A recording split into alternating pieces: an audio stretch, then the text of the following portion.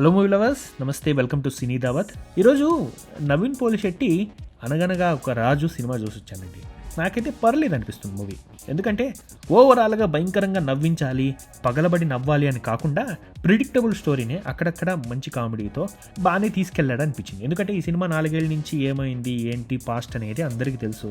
So ఒక director వచ్చారు, వెళ్ళిపోయారు. నాగవంశీ గారు కూడా ఈ సినిమా మీద చాలా వరకు కాన్ఫిడెన్స్తోనే ఉన్నారు. నవీన్ పోలిశెట్టి కూడా ఫస్ట్ స్టార్టింగ్లోనే స్టార్ ఎంటర్టైనర్ అని ఆయనకి ఒక టైటిల్ కార్డు పడుతుంది. చెప్పాలంటే స్టార్టింగ్ నుంచి ఎండింగ్ వరకు మొత్తం సినిమాని వెనక నుంచి నడిపించాడు. ఎందుకంటే ఇక్కడ నవీన్ పోలిశెట్టితో పాటు మీనాక్షి చౌదరి ఉన్నారు, రావు రమేష్ ఉన్నారు, ఇంకా బాండింగ్ మనకి చమ్మక్ చంద్ర అంటూ చాలామంది ఉన్నారు. కానీ ఎవరి క్యారెక్టర్స్ వాళ్ళు బాగా చేశారు. మీరు సంక్రాంతికి ఒక సినిమాని ప్రిడిక్టబుల్ అయినా పర్లేదు వెళ్ళి మేము చూస్తాము అనుకునేలా ఉంటే వెళ్ళండి, మీరైతే ఖచ్చితంగా ఎంజాయ్ చేస్తారు.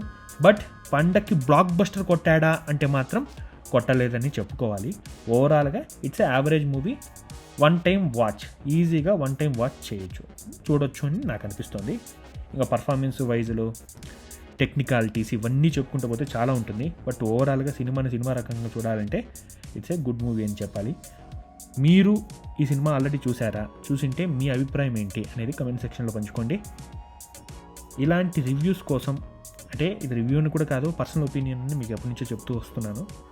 రివ్యూ అనుకోండి, పర్సనల్ ఒపీనియన్ అనుకోండి, ప్రతి సినిమాకి మా తరపు నుంచి మీకైతే ఇన్ఫర్మేషన్ ఇస్తాము.